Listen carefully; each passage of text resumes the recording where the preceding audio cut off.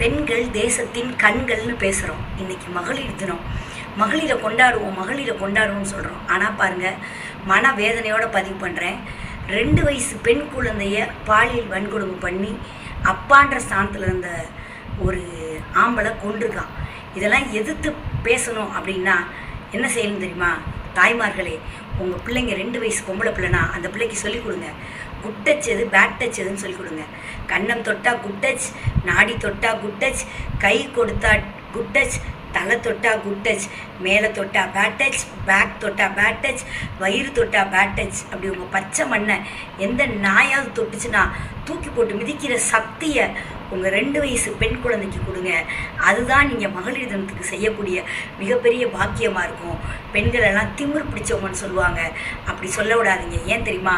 பெண்கள் திமிர் பிடித்தவர்கள் அல்ல, திமிருக்கே பிடித்தவர்கள். அனைத்து பெண்களுக்கும்